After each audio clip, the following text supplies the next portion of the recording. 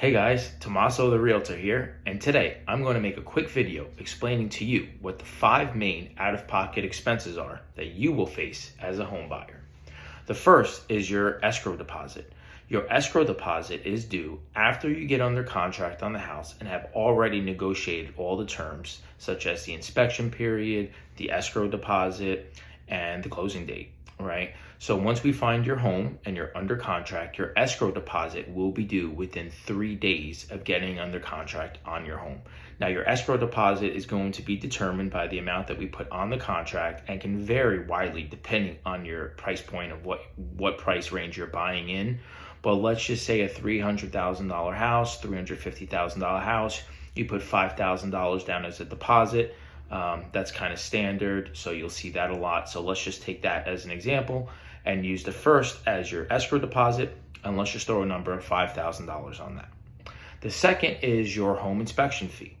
Now, your home inspection is going to occur after we get your home under contract.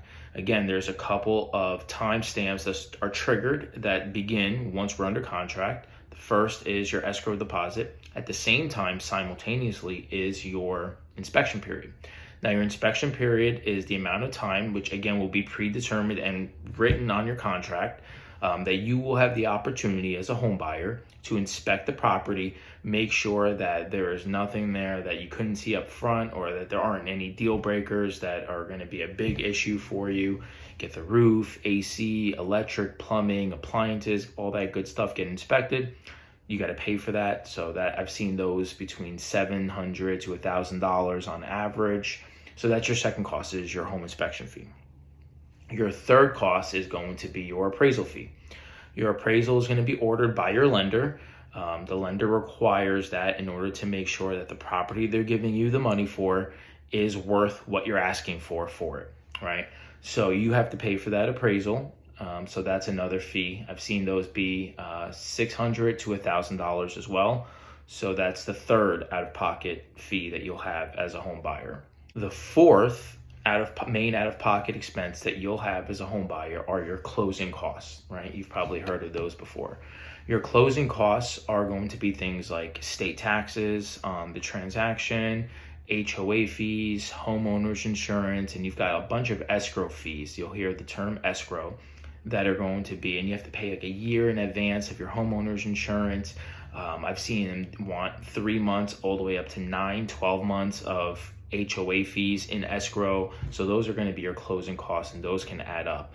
I've seen closing costs vary, and again, this is depending on the price range of the house, anywhere from $8,000 to $20,000, right? You can also include point buy down. I've seen a lot of buyers using the point buy down now that interest rates have gone up from the historic low rates they were. So to kind of impact that cost of the principal and interest, you're able to buy down your interest rate point, and that would be also part of your closing costs. The last fifth main out-of-pocket expense you'll find is your loan down payment. Now, your loan down payment and your closing costs are not due until the closing day, okay? And your down payment is going to vary widely depending on the type of loan that you're using. So if you're using, for example, a 0 down USDA or VA loan, that's $0 down. If you're using a 3.5% down FHA loan, that's 3.5% of the total purchase price that you're borrowing, you have to put down, okay?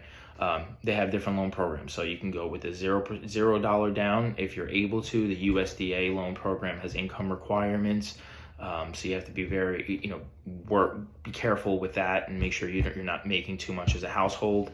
I've had that happen in the past. The VA loan is if you're a veteran and you've earned that benefit, you have that available to you, which is $0 down, which is a great program. And then you have your FHA loans, which are 3.5% down. You have conventional loans. I've seen 3% conventional loans, 5% conventional loans, and 20% down conventional loans. And so that's a percentage of the total amount. So those are the 5 main out-of-pocket costs that you'll have as a buyer. I hope that's helpful and clears up some of the questions and confusion you may have. And if you have any other questions, please reach out. I'd love to help, and maybe ask a question in the comments if you have any questions, and I'd love to answer them back. Have a great day.